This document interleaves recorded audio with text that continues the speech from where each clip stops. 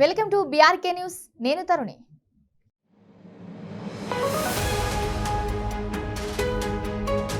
భారత్లో పాకిస్తాన్కు చెందిన పౌరులు ఎంతమంది ఉన్నారు? దేశం మొత్తం పాకిస్తాన్ అక్రమ వలసదారుల కోసం జల్లెడ పట్టాల్సిందేనా? ఆపరేషన్ సర్చ్ ఎంత మేరకు సక్సెస్ అవుతుంది? మర్యాదగా చెప్తే పాకిస్తానీయులు దేశం దాటి వెళ్లరా? హైదరాబాద్లోని పాత బస్తీలో ఎంతమంది పాకిస్తానీయులు ఉన్నారు?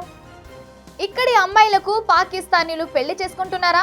తాజాగా పాకిస్తాన్ యువకుడిని హైదరాబాద్ పోలీసులు తాజాగా అరెస్టు చేశారు.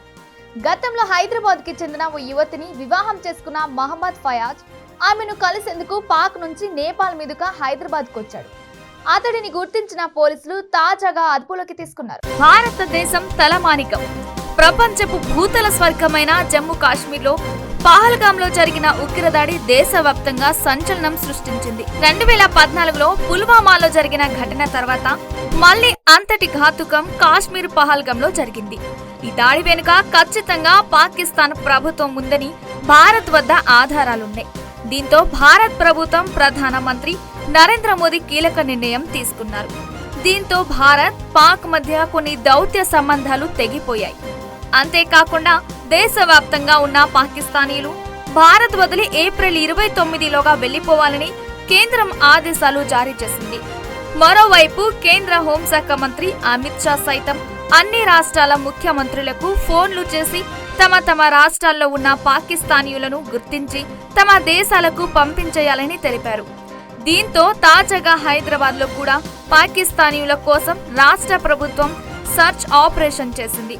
కాగా ఇందులో తెలంగాణ ప్రభుత్వం షాక్ కు గురి అయ్యేలా సంఖ్యల కొద్దీ పాకిస్తానీయులు పట్టుబడ్డారు.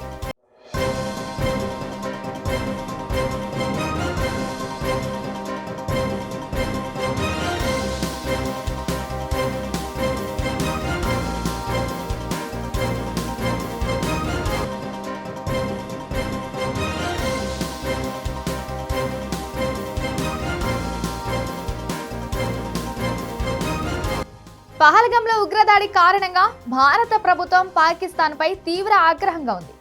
దీంతో కేంద్ర హోంమంత్రి అమిత్ షా దేశంలోని అన్ని రాష్ట్ర ప్రభుత్వాలకు డీజీపీలకు కీలక ఆదేశాలు జారీ చేశారు. తమ రాష్ట్రాల్లో ఉన్న పాకిస్తాన్ పౌరులను వెంటనే గుర్తించి ఈ నెల చివరి వరకు తమ దేశంలోకి పంపించాలని, అక్రమ వలసదారులను గుర్తించాలని అమిత్ షా ఆదేశించారు. కేంద్ర హోంమంత్రి అమిత్ షా ఆదేశాలతో రాష్ట్ర ప్రభుత్వాలు అప్రమత్తమయ్యాయి. కేంద్ర ప్రభుత్వాల ఆదేశాలతో తెలంగాణ పోలీసులు అప్రమత్తమయ్యారు.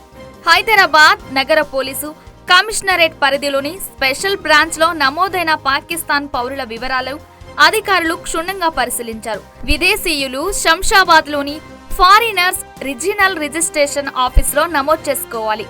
దీంతో రాష్ట్ర ప్రభుత్వాలు ఇప్పుడు అదే పనిలో పడ్డాయి. ఇందులో భాగంగానే తెలంగాణలో పోలీసులు రాష్ట్రం మొత్తం జల్లెడ పట్టారు. ఈ మేరకు తాజాగా హైదరాబాద్ పోలీసులు ఓ పాక్ యువకుడిని అదుపులోకి తీసుకున్నారు. మహమ్మద్ ఫయాజ్ అనే యువకుడు గతంలో హైదరాబాద్ కి చెందిన ఓ యువతిని వివాహం చేసుకున్నాడు. ఇప్పుడు ఆ యువతిని కలిసేందుకు పాక్ నుంచి నేపాల్ మీదుగా హైదరాబాద్ కు వచ్చాడు. దీంతో మహమ్మద్ ఫయాజ్ ను గుర్తించిన పోలీసులు అతన్ని అదుపులోకి తీసుకున్నారు. కాగా ఆ పాక్ యువకుడు దుబాయ్ లో ఉద్యోగం చేస్తున్నట్లు తెలిసింది. దీనికి సంబంధించిన మరిన్ని వివరాలు త్వరలో వెల్లడి కానున్నాయి. తాజాగా పాకిస్తానీయులను వెంటనే వెనక్కి పంపాలన్న కేంద్ర హోంశాఖ మంత్రి అమిత్ షా ఆదేశాలపై తెలంగాణ డీజీపీ జితేందర్ స్పందించారు. తెలంగాణలో పాకిస్తానీయులందరూ వెంటనే భారత్ను వీడాలని స్పష్టం చేశారు. ఏప్రిల్ 27వ తేదీతో వీసాలు రద్దు అవుతాయని, మెడికల్ వీసాదారులకు ఏప్రిల్ 29 వరకు గడువు ఉందని పేర్కొన్నారు. ఏప్రిల్ 30 వరకు అటరీ వాఘు బార్డర్ ఓపెన్ ఉంటుందని తెలిపారు. హైదరాబాద్ లో ఉన్న పాకిస్తానీయులపై నిఘా పెట్టామన్న డీజీపీ అక్రమంగా తెలంగాణలో ఉంటే చట్టపరమైన చర్యలు తీసుకుంటామని హెచ్చరించారు. కాగా హైదరాబాద్ లో 208 మంది పాకిస్తానీయులు ఉన్నట్లుగా తెలుస్తుంది. పహల్గామ్ ఉగ్రదాడి నేపథ్యంలో పాకిస్తాన్ పౌరులను భారత్ విడిచి వెళ్లిపోవాలని ఇటీవల కేంద్రం ఆదేశించిన విషయం తెలిసిందే. ఈ క్రమంలో పాక్ దేశస్థులను గుర్తించి వెనక్కి పంపాలని కేంద్ర హోంమంత్రిత్వ శాఖ ఆదేశాలు జారీ చేసింది. ఇప్పటికే కేంద్రం పాకిస్తానీయుల వీసాలు రద్దు చేసింది. హైదరాబాద్ లో ఉంటున్న పాకిస్తానీయులపై పోలీసులు నజర్ పెట్టారు. పాక్ పౌరుల వివరాలు సేకరించారు. 208 మంది పాకిస్తానీలు హైదరాబాద్ లో ఉన్నట్లు అధికారులు గుర్తించారు. వీరు మరో 2 రోజుల్లోగా పాకిస్తాన్ వెళ్లిపోవాలని కేంద్ర హోంశాఖ ఆదేశించింది. కేంద్ర ఇచ్చిన గడువు ముగిస్తుండటంతో అన్ని రాష్ట్రాలను కేంద్ర హోంశాఖ అలర్ట్ చేసింది.